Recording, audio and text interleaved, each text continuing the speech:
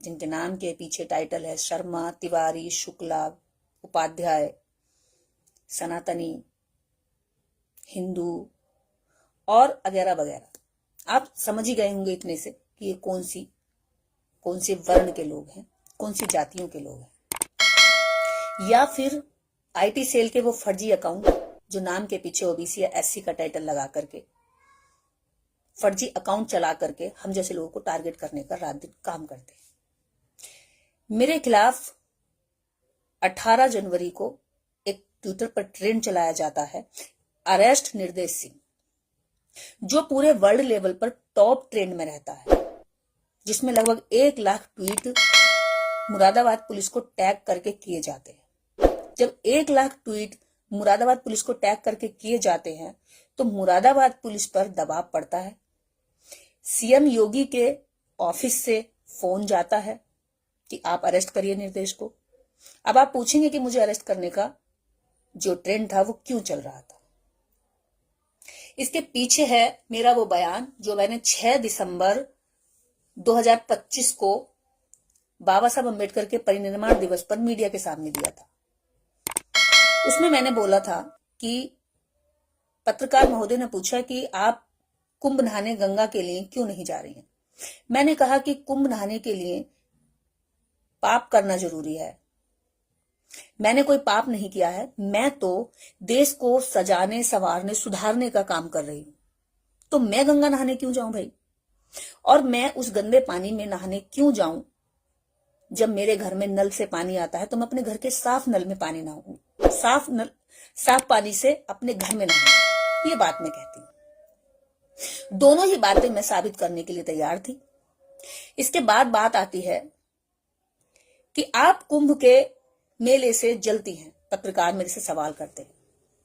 मैं कहती हूं कि मुझे कुंभ से कोई जलन नहीं है, लेकिन मैं कुंभ पर सवाल उठाने के लिए एक स्वतंत्र नागरिक हूं, क्योंकि कुंभ पर होने वाला खर्चा एक धर्म के लिए किया जा रहा है और एक जाति विशेष के लिए किया जा रहा है, जबकि कुंभ पर होने वाला खर्चा सरकारी कोष से आ रहा है।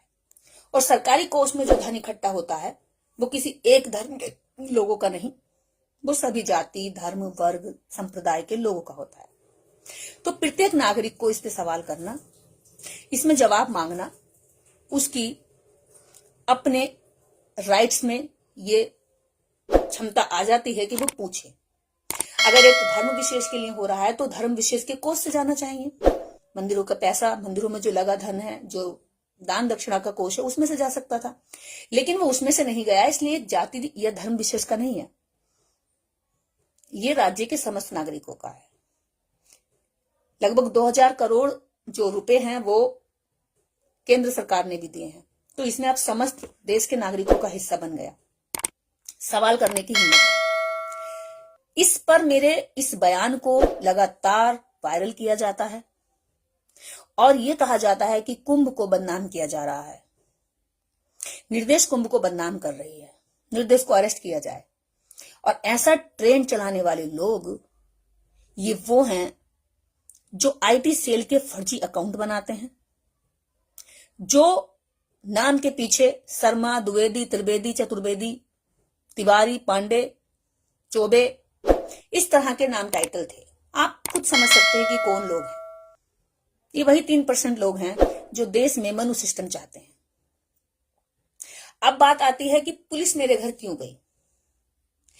पुलिस को फोन करना चाहिए था मुझे, क्योंकि ट्रेंड मेरे खिलाफ चल रहा था, बयान मैंने दिया था। पर पुलिस मुझसे डायरेक्ट बात ना करके मेरी ससुराल गांव में जाती है, जहां हम रहते नहीं हैं। उन्हें नहीं पता था कि मैं अपने ससुराल, अपने गांव में नहीं रहती हूं मैं, उन्हें नहीं पता था। लेकिन वो एक स्क्रिप्ट लिखते हैं मेरे पति के नाम की। क्या स्क्रिप्ट है? रात को 2:30 बजे घर जाते हैं, दरवाजा पीटते हैं और पूछते हैं कि देव कुमार कहाँ है। मेरी दीदी, मेरी जेठानी घर में होती हैं, वो बाहर आती हैं, कहती हैं कि हाँ बताइए क्या बात है, आप इतनी रात में मेरे घर क्यों आए हैं। आप खुद समझ सकते हैं कि देश का कोई भी सभ्य नागरिक, सीधे लोग, बहुजन समाज के खासकर लोग पुलिस की वर्दी देखकर थोड़े से डर जाते हैं और रात में किसी के घर 2:30 बजे पुलिस जाएगी तो वास्तव में लोगों के दिमाग में सवाल खड़ा होगा कि आखिर पुलिस हमारे दरवाजे क्यों आई है। पुलिस पूछती है कि आपका जो बेटा है, देवर है, उसने आत्महत्या का एक ट्वीट किया है, वो सुसाइड करना चाहता है, और हम उस ट्वीट के आधार पर हम देखने आए हैं कि उसने सुसाइड क्यों किया है। आप दरवाजा खोलिए और अपने घर के किसी कमरे में देखिए कि देव कुमार पंखे से उसकी डेड बॉडी लटकी होगी। ये बात मेरी जिठानी को कही जाती है। वो कहती है कि आपका दिमाग तो नहीं खराब हो गया है, जो व्यक्ति यहां रहता नहीं है उसकी डेड बॉडी पंखे से कैसे टंगी होगी, और आप इतने विश्वास के साथ कैसे कह सकते हैं। उन्होंने कहा दरवाजा खोलिए, हम चेक करेंगे। मेरी जिठानी, मेरी दीदी कहती है कि आप मेरे घर में रात को 2:30 बजे कैसे घुस सकते हैं, सुबह आना, और अगर हमारे घर में सुसाइड हुआ होगा तो हम खुद आपको फोन करेंगे, आप कैसे इस वक्त मेरे घर आ गए। ये बात सुनकर पुलिस वाले सकपका जाते हैं और तुरंत गाड़ी लेकर वहां से गायब हो जाते हैं। मेरे पति की सुसाइड की झूठी स्क्रिप्ट लिखी गई, लेकिन उनके वहां ना होने पर वो फेल हो गई। सुसाइड की बात करके वो ले जाते, हो सकता था रास्ते में कुछ करते, क्योंकि हम कई दिन से लगातार प्रोग्राम के चलते हुए उत्तराखंड में थे, बाहर थे। उन्हें पता था कि निर्देश से बात करेंगे तो निर्देश हमारे सवालों के खुद ही जवाब दे देगी, लेकिन वो सामने से न बात करके इनडायरेक्टली मुझे फंसाने, मेरे पति का अनकाउंटर करने का पूरा स्क्रिप्ट लिखकर तैयारी के साथ थे। इसके पीछे भी एक कारण था। लगभग 1 लाख ट्वीट मेरे खिलाफ इंटरनेशनल लेवल पर इस बात के लिए चलाए गए। 3 दिन तक लगातार ये ट्रेंड मेरे खिलाफ चला। लगभग इसमें 7 MP थे जो साधु साध्वी थे, बागेश्वर धाम था, और बहुत सारे अखाड़े के जो पीठाधीश थे वो अखाड़े के लोग थे, और सबने एक ही बात लिखी थी कि निर्देश को जेल भेजो, निर्देश को अरेस्ट करो। ये कोई साबित नहीं कर पा रहा था कि निर्देश गलत कहाँ है, बस इतना ही कहना था कि हमारी भावना आहत हुई है। किस बात से हुई है, क्या बात कह रही है, इस बात का लॉजिक क्या है, इस बात का अर्थ क्या है, कोई लेना देना नहीं। बस उनकी जिद ये थी बच्चे की तरह कि निर्देश को जेल भेजो। उन्हें पता था निर्देश ना पैसे से बिक रही है, ना जेल के डर से डर रही है, ना भगवान के डर से डर रही है, ना श्राप के डर से डर रही है। अब निर्देश का एक ही इलाज बचा है कि इसके इनकाउंटर की स्क्रिप्ट लिखी जाए। एनकाउंटर की डिमांड की जा रही थी। मेरे केस में, मेरे बयान में कोई ऑफेंस नहीं बनता। ये पुलिस भी जानती थी। जब ट्वीट छाने गए, देखे गए कि कोई ऑफेंस नहीं बन रहा है, कहीं कोई गाली नहीं है, कहीं कोई अभद्रता नहीं है, तो उन्हें पता था कि FIR भी किस आधार पे की जाए। ऐसी बहुत सारी FIR आज तक 13-14 सालों में, जब से मैंने काम करना शुरू किया है, हुई है मेरे खिलाफ, लेकिन सारी FIR चौकी थानों तक ही दम तोड़ जाती हैं, कोर्ट तक नहीं पहुंचती, क्योंकि उनमें किसी भी तरह का कोई वाद बनता ही नहीं, ऑफेंस ही नहीं बनता। और मैं चाहती हूं कि कोर्ट जाए, मेरी कही हर बात कोर्ट जाए, और कोर्ट में मैं लड़ूं, और उनकी जो जड़ें हैं वो खोदी जाएं, और देश की जनता के पास एक कोर्ट का केस हो, ये कहने के लिए जजमेंट हो कि हां तुम कोर्ट में हारे थे, लेकिन कोर्ट तक नहीं जाते। बस इनकी खुन्नस ये रहती है कि सोशल मीडिया पर इनसे माफी मंगवा लें, इन्हें जेल भेजने का जो फोटो है हमें मिल जाए, वो दिखा दे, दीदी डर गई, और बाकी जो लाखों लोग बोलने की हिम्मत कर रहे हैं उनकी हिम्मत को तोड़ दें। तो ये सिर्फ हमारी हिम्मत को तोड़ना चाहते हैं। इन्हें हमारे सच को जानने की, तथ्य को समझने की जरूरत नहीं है। ये सिर्फ उन बहुजनों की जुबान चाहते हैं जिस जुबान को ये पहले आसानी से काट देते थे, जिसको आज संविधान के चलते काट नहीं पा रहे हैं। हमारी जान चाहते हैं, हमारा जीवन चाहते हैं, और हमारी उस जुबान को खींच लेना चाहते हैं जिस जुबान से हम हजारों वर्षों की यातनाएं, दर्द और ढोंग पाखंड में उलझे हुए लोगों को निकालने का प्रयास कर रहे हैं। ये समय अच्छा था कि मेरे पति घर नहीं थे, हम दोनों घर नहीं थे, वरना जिस तरह सुसाइड की, एनकाउंटर की स्क्रिप्ट लिखी गई, हो सकता था कि आज मैं आपके सामने नहीं बोल रही होती। मेरे बयान से आपको आहत ना हो सकती है तो मेरे साथ डिबेट करिए ना। मेरे बयान से आपको असहमति हो सकती है तो आप सहमति असहमति जताइए ना। ये कौन सा तरीका हुआ कि मुझे ट्रोल करने के लिए मेरी शकल पर, मेरे बॉडी शेमिंग पर, मेरी जाति पर, मेरे मेरे बैकग्राउंड पर अभद्रता करोगे, मुझे गालियां दोगे, मेरे मेरे मुझे गरियाओगे, मेरी माँ को गरियाओगे, तुझे खेत में ले जाएंगे, तुझे सड़क पर मार देंगे, जिस दिन मिल की तरह ऐसा इलाज कर देंगे, बांस लेकर आएंगे। ये इनके संस्कार हैं। ये सब देखकर पुलिस भी समझ गई कि जो लोग निर्देश सिंह के अरेस्टिंग की मांग कर रहे हैं वो कितने न्यायवादी हैं, वो कितने घटिया लोग हैं। वो रात दिन अंबेडकर से नफरत करते हैं और जब उससे पेट नहीं भरता तो अंबेडकर की बात करने वालों से नफरत करते हैं। इसी तरह से इस बहुजन समाज की प्रतिभाओं के, प्रतिभाशाली बच्चों को, बोलने वाले लोगों को, न्याय के साथ खड़े होने वाले लोगों को झूठी आत्महत्या में किस तरह से प्रचारित किया जाता। आप ये बात मेरे पति के साथ हुई दरोगा की बात से समझ सकते हैं। 19 की रात को पुलिस घर जाती है और 20 की सुबह 11 बजे मेरे पति के पास फोन आता है कि मैं मुरादाबाद, मैं दनकोर पुलिस से बोल रहा हूं, उनके गांव के पास।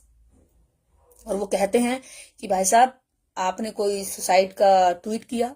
मेरे हस्बैंड बोले मैं तो ट्वीट चलाता ही नहीं भाई साहब, मैंने सुसाइड का ट्वीट क्यों कर दिया, और मैं सुसाइड का ट्वीट करूंगा क्यों, मैं तो जीवन में इतना खुश हूं।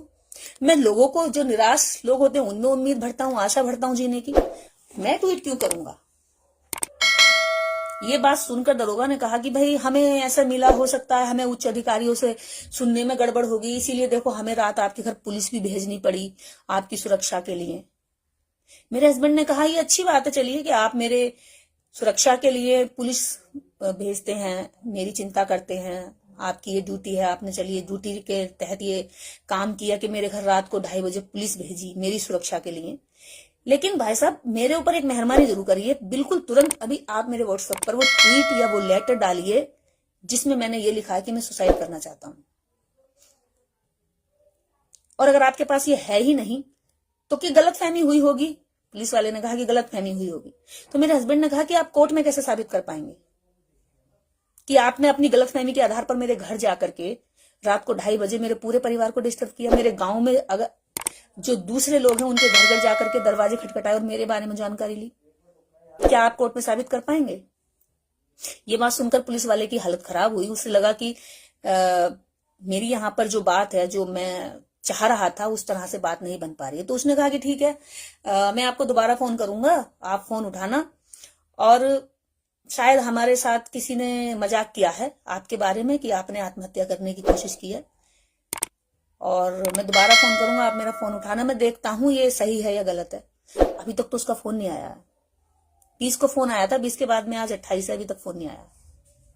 आप सोच सकते हैं कि किस तरह से अम्बेडकरवादी बहुजन समाज के लोगों को, SC ST OBC लोगों को किस तरह से टारगेट किया जाता है, किस तरह से उन्हें मारा जाता है, किस तरह से उनकी स्क्रिप्ट लिखी जाती है, और किस तरह से बाद में उनकी हत्याओं को आत्महत्या बनाकर समाज के बीच में पेश कर दिया जाता है।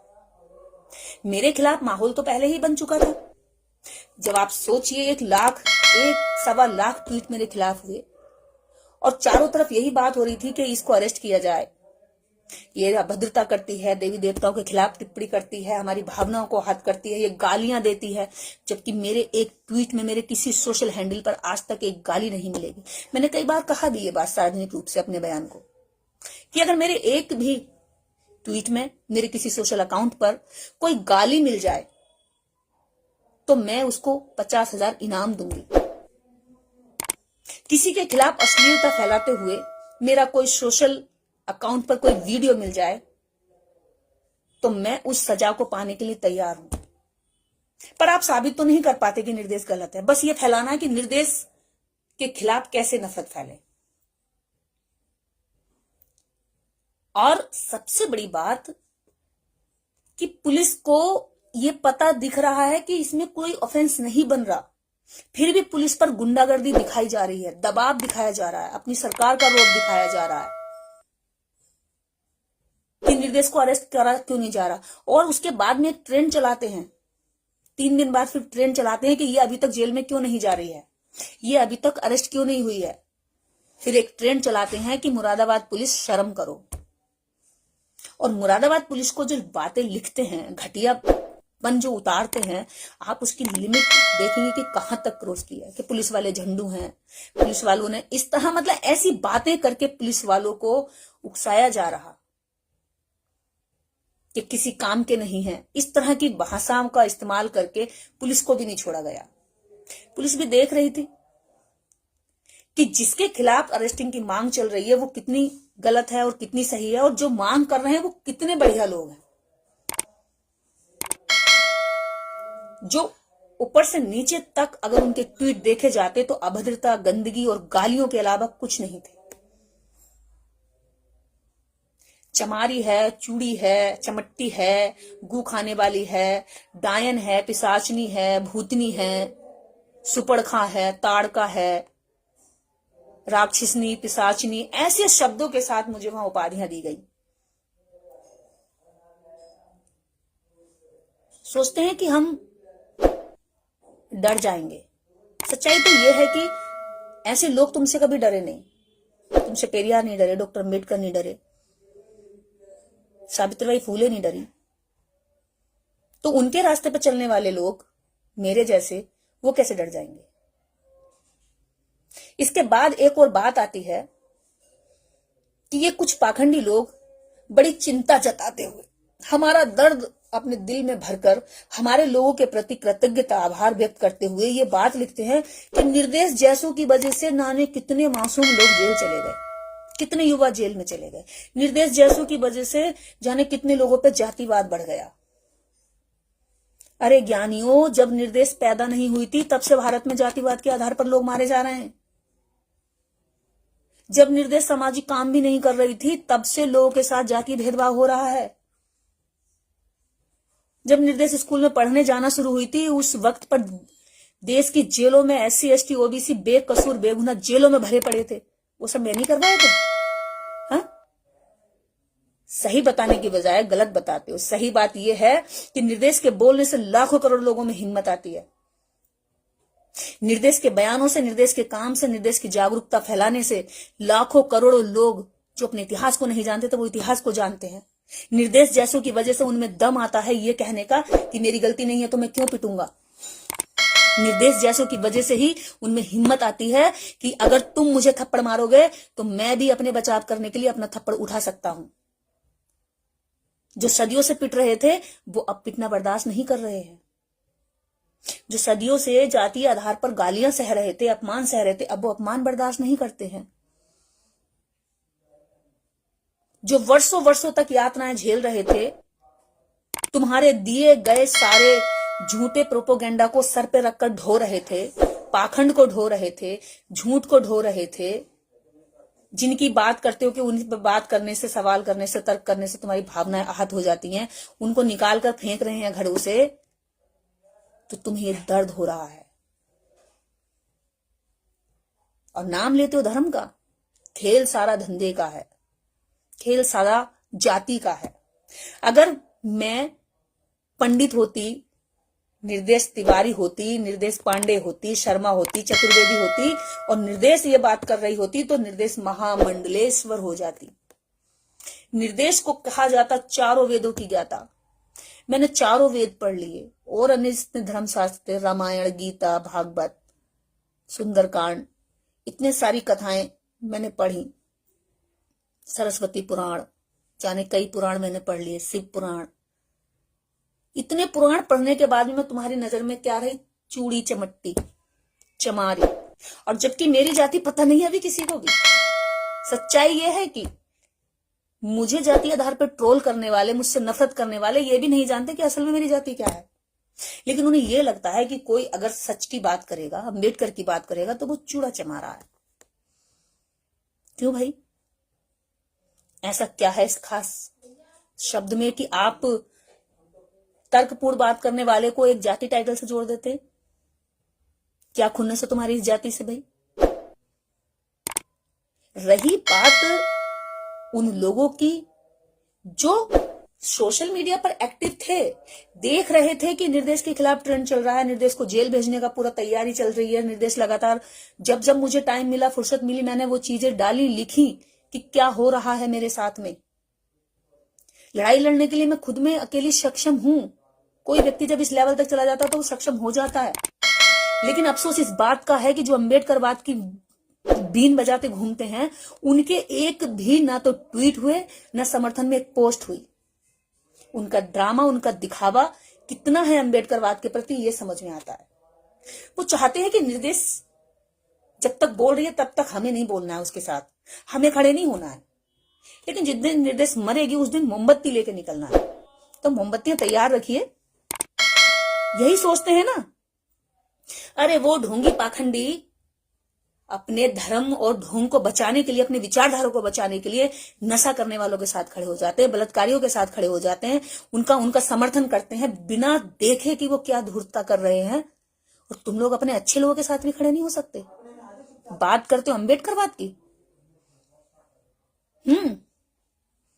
यानी कि तुम्हें तब तक तलवार के ऊपर किसी अपने अम्बेडकरवादी की गर्दन ना काटी जाए तब तक तुम्हें लगता ही नहीं कि अम्बेडकरवाद चल रहा है। कितने लोगों की ऐसे कुर्बानियां दोगे? मान लो मैं इनके एनकाउंटर का शिकार हो भी गई, मारी भी गई। अभी मेरी 8th मंथ प्रेगनेंसी चल रही थी, और अगर पुलिस गलत तरीके से कहीं मुझे अरेस्ट कर लेती, मुझे टॉर्चर करती, मेरा शारीरिक किसी तरह से क्षति होती, मेरी प्रेगनेंसी को भी नुकसान होता। हालांकि मेंटली स्ट्रेस 5-7 दिन का बहुत हुआ, क्योंकि अभद्रता वाले, गाली वाले, धमकी वाले अनेकों फोन आए। सब मैंने झेला, बर्दाश्त किया। तुम अपने समाज में ऐसी बेटियां तो तैयार नहीं कर सकते जो इन नालायकों का सामना कर सके, लेकिन जो बेटियां अपने दम पर तैयार हुई हैं उन्हें मरवाने की तैयारी पूरी कर रहे हो जाने तो कुर्बान, क्या फर्क पड़ता है तुम पे? निर्देश के बच्चे भी लिखेंगे ना, निर्देश मर गई तो उसका पति होगा ना अकेला, उसका परिवार रोगा, उसकी माँ रोएगी, उसका बाप रोएगा, उसका भाई रोगा। तुम पे क्या फर्क पड़ता है? तुम्हें तो एक खबर बन जाएगी। मोमबत्ती लगाने के लिए एक ओकेजन और मिल जाएगा, भैया चलिए मोमबत्ती लेकर चलते हैं सड़कों पे। तब मोमबत्ती लेकर निकलोगे तुम, 5-5 रुपए के तब खर्च करोगे। अभी तुमसे फ्री के 2-4 शब्द नहीं लिखे जाते। अभी तो अम्बेडकरवाद को समझे ही नहीं हमारे लोग।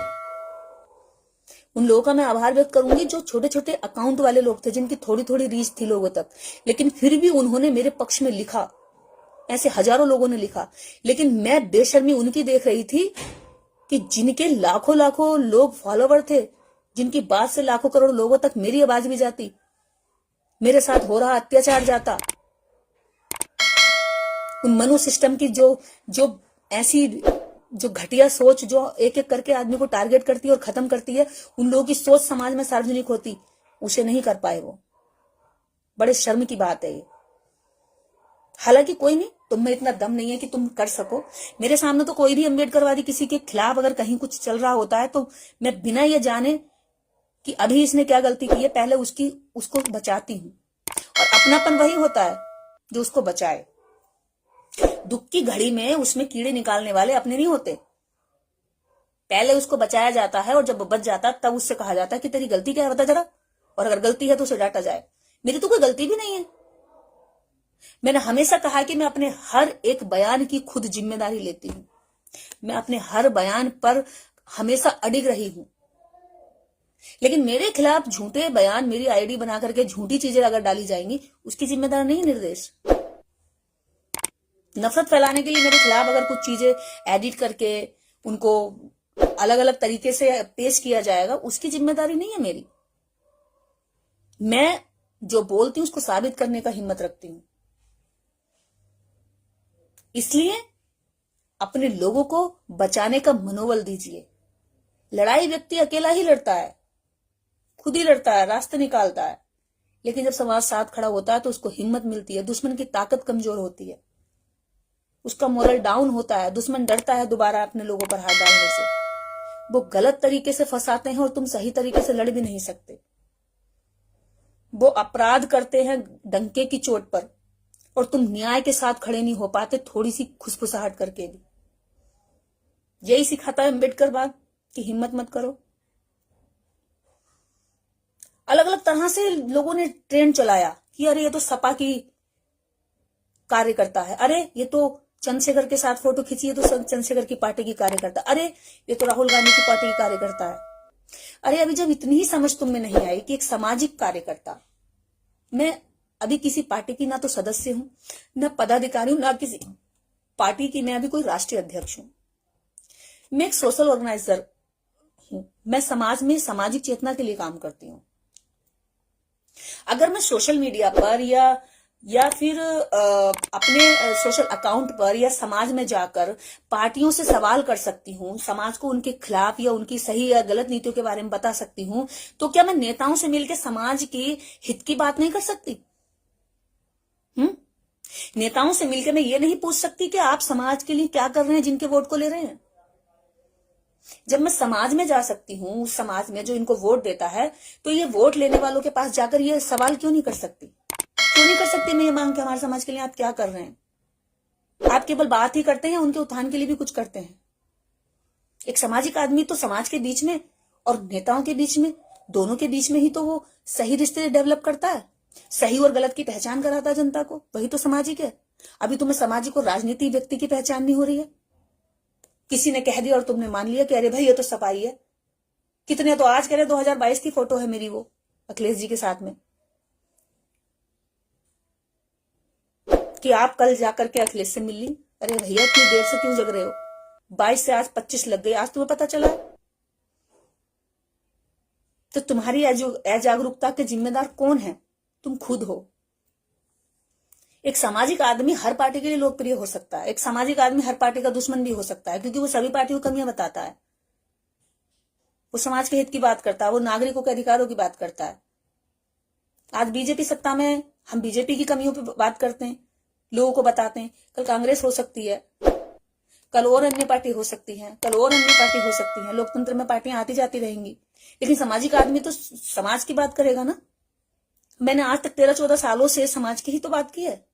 मैंने आज तक कहा हो कि मैं इस विधानसभा से, लोकसभा से खड़ी हो रही हूं, मुझे टिकट मिल गया है किसी पार्टी से और मुझे वोट दीजिए, आज तक मैंने कभी कहा है? हाँ,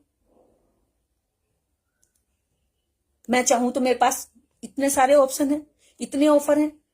कांग्रेस के ऑफर है, बीजेपी, अभी जितने मैंने बयान दिए सारे मेरे पाप धुल जाएंगे, एक बार में ज्वाइनिंग हो जाएगी मेरी, अच्छे पद पे हो जाएगी। लेकिन मुझे पता है कि मुझे घुटन होगी, मेरे विचार वहां नहीं सरवाइव कर पाएंगे। मेरे विचारों के साथ मुझे खुलकर आजादी से बोलने की जो एक मेरी ताकत है वो छीन ली जाएगी। भले मुझे पद मिल जाएगा, पोस्ट मिल जाएगी, पावर मिल जाएगी, पैसा भी मिल जाएगा, सुरक्षा भी मिल जाएगी, जो भी मेरे दुश्मन हो रहे हैं ये मेरे सारे भक्त बन जाएंगे। सारे मनुवादी जो भी मेरे मरने की कामना कर रहे हैं, मुझे अरेस्टिंग की कामना कर रहे हैं, एनकाउंटर की कामना कर रहे हैं, ये सारे मेरे इर्द गिर्द दिखाई देंगे, मेरे सलाहकार बन जाएंगे। लेकिन मैं फिर भी नहीं जा रही हूं। क्यों नहीं गई? अगर राजनीतिक लालच होता तो इतने दिन से मैं सड़कों पर टक्कर खा रही होती। मैं कल भी सड़क पर थी, आज भी सड़क पर हूं। तो ये बात समझने के लिए आपको थोड़ा सा तो दिमाग पे जोर देना पड़ेगा। सामाजिक और वैचारिक क्रांति करने वाले लोग समाज के हितैषी होते हैं, वो समाज की बात पहले रखते हैं। अगर वो किसी पार्टी में भी जाएंगे तो पहले समाज की बात रखेंगे। मैं अगर किसी नेता से भी मिल रही हूं तो पहले समाज की बात रख रही हूं, उसके अधिकारों की बात रख रही हूं। तुम अपने एमपी एमएलए जो बनकर चले जाते हैं दूसरी पार्टियों से टिकट लेकर, तुम्हारा वोट लेकर, सवाल उनसे करना चाहिए। उनसे सवाल करने की हिम्मत पैदा नहीं कर रहे हो, उन्हें नहीं घेरते, उनका घेराव नहीं करते, उन्हें नहीं रोकते हो सड़कों पर, उन्हें नहीं रोकते हो जब वो वोट लेकर लूट कर चले जाते हैं। उनके घरों में तुम्हें जाने की भी हिम्मत नहीं है। जिन पे पूरा हक बनता है गाली देने का भी, उनका गिरेबान पकड़ने का भी, उनसे सवाल करने का भी, उनसे घबराते हो क्योंकि वो तो नेताजी बनाए ना तुमने।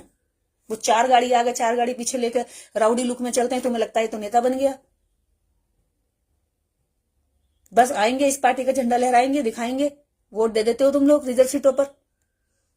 कभी सवाल ही नहीं करते, उनसे सवाल नहीं करते, लेकिन निर्देश जैसे को जो मरवाने के लिए सारे काम करोगे। मेरे खिलाफ जो ट्रेंड चला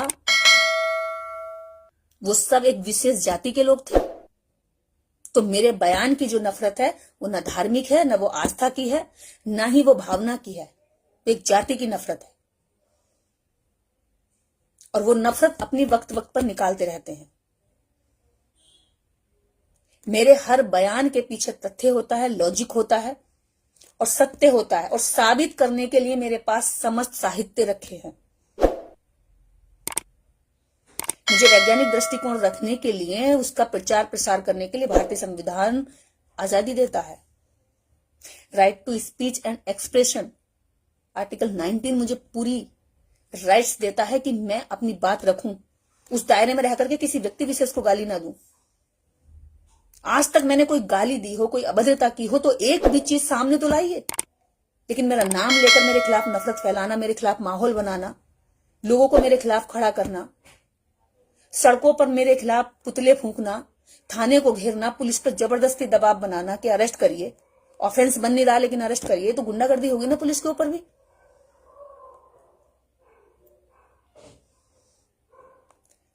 अनिल दुबे कह रहे हैं कि हिंदू धर्म के खिलाफ बोलकर आगे बढ़ना एक फैशन हो गया। अरे हिंदू धर्म को तो आज तक आप ये साबित नहीं कर पाए कि हिंदू धर्म का संस्थापक कौन है।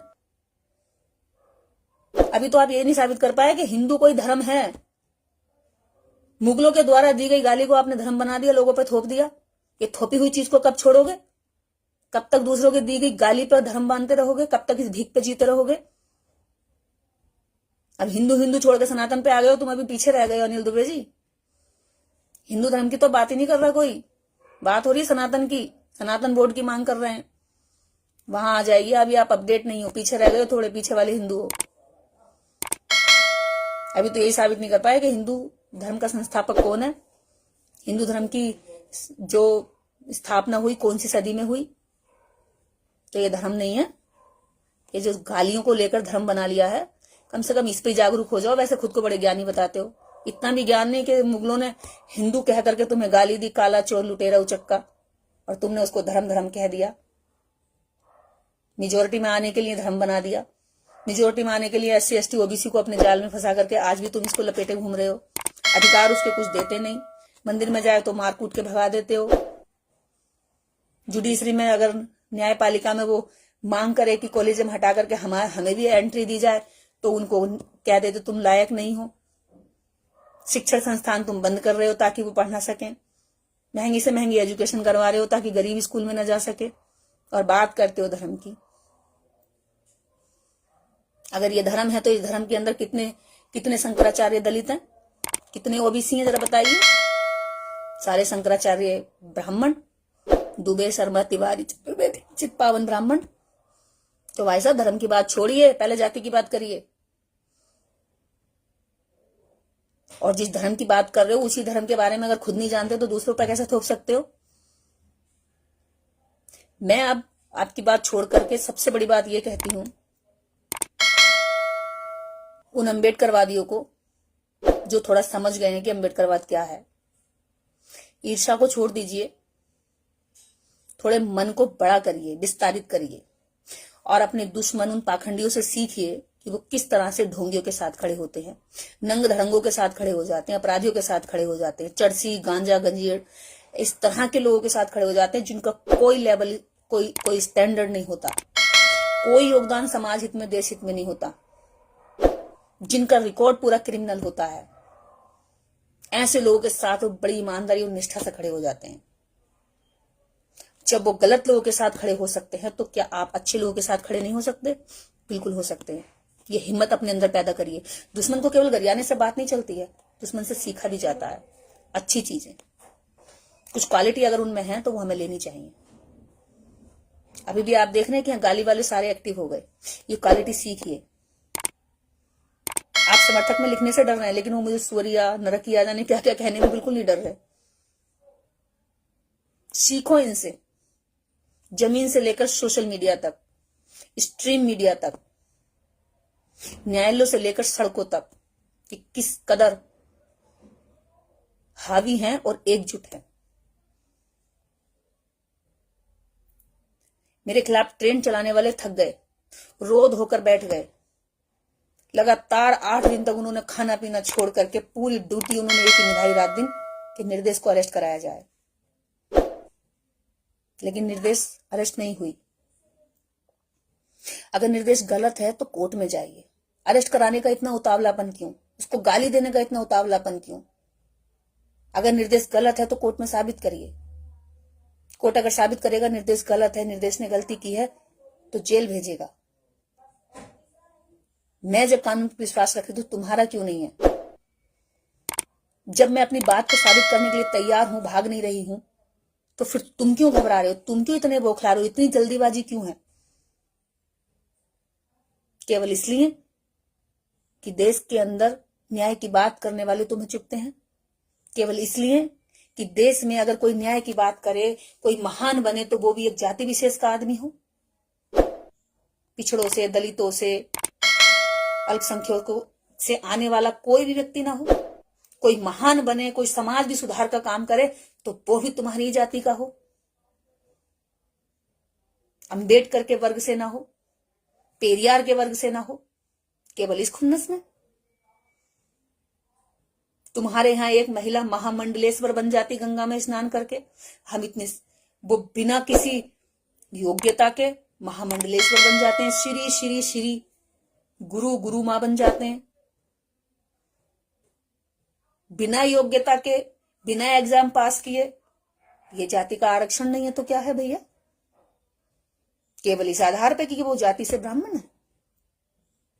अभी बन गई ममता कुलकर्णी, पूरी जिंदगी वो फिल्मों में रही, केनिया में जाकर के नशे का व्यापार करती रही, ड्रग्स का व्यापार करती रही, सारे पाप धुल करके उसको महामंडलेश्वर बना दे किन्नर अखाड़े का। जो एक फीमेल जेंडर से आती है वो किन्नर अखाड़े की वो बन जाती है महामंडलेश्वर। तो ये जाति का आरक्षण नहीं, केवल इसलिए क्योंकि वो कुलकर्णी बंगाल की ब्राह्मण है, इसलिए। बहुत बढ़िया जी। फिर कहते जी जातिवाद तो है ही नहीं देश में। आप किसी अखाड़े का महामंडलेश्वर दलित को बनाकर दिखाइए, तब हमें लगेगा कि हाँ जातिवाद नहीं है, लेकिन वो आप नहीं करेंगे। आप तो केवल बात करेंगे, जातिवाद नहीं है, और जातिवाद जी भर के करेंगे भी। और अब नहीं चलेगा, लोग जागरूक हो रहे हैं। इसी के साथ मैं समस्त अम्बेडकरवादियों को एक बार फिर से ये चेताती हूं, एक एक करके मरने के लिए अपने लोगों को मत छोड़ो, उनके साथ खड़े होना सीखो। जब तक खड़े होने का दम नहीं रखोगे ना, तब तक खुद के बचाव का कोई रास्ता नहीं ढूंढ पाओगे। मैं तो लड़ते लड़ते इतनी ताकतवर हो गई हूं, इतनी ज्यादा मेरे अंदर डर निकल चुका है मौत का भी, इन गालियों का भी, इनकी धमकियों का। इतनी धमकियां, इतनी गालियां खा खा करके अब लगता है कि इससे ज्यादा कुछ कर नहीं सकते।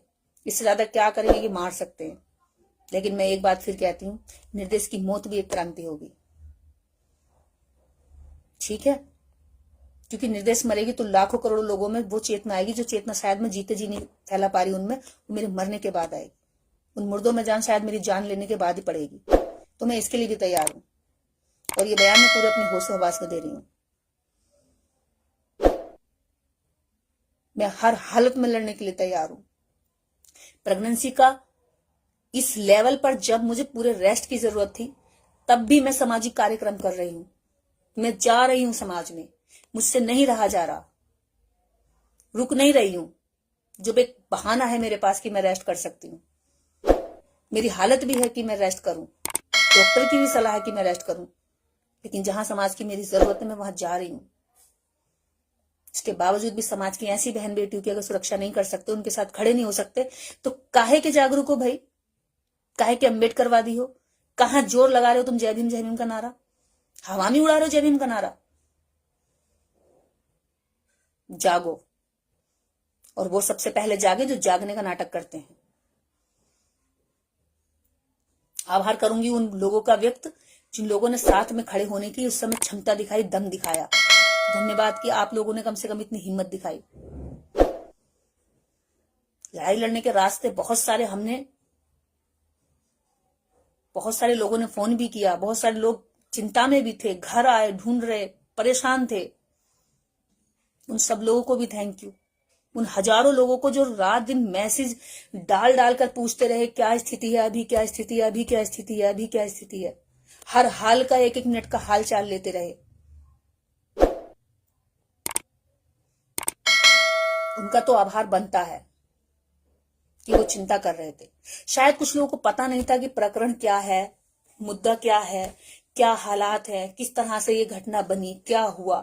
तो उन लोगों को मैं दोषी नहीं ठहराऊंगी, क्योंकि उन्हें पता ही नहीं, तो वो साथ ही क्या देते। तो उन लोगों का कोई दोष नहीं है, लेकिन जिनको पता था उसके बावजूद भी उन्होंने जो है किसी तरह से कोई हलचल नहीं की, ये बड़ा अफसोस की बात है। लेकिन मुझसे ऐसी उम्मीद मत करना कि मैं अब आप पे कोई मुसीबत आएगी तो मैं चुप बैठी रहूंगी। अगर आएगी और मेरे सामने पहुंच गई, मेरे पास आ गई, तो मैं उस पर खड़ी जरूर रहूंगी। क्योंकि अगर मैं भी वही करूंगी तो फिर माहौल और निगेटिव हो जाएगा। मैं वो नहीं कर सकती। और मेरे अंदर वो कायरपन है ही नहीं कि मैं अपने लोगों को मरता हुआ छोड़ दूं। तो ये कायरता खत्म करिए, थोड़ी बहादुरी दिखाइए, सच के साथ खड़े होने का नाटक नहीं, सच में साथ खड़े होइए। जय भीम, जय भारत। अपना ध्यान रखिए। सबका मंगल हो।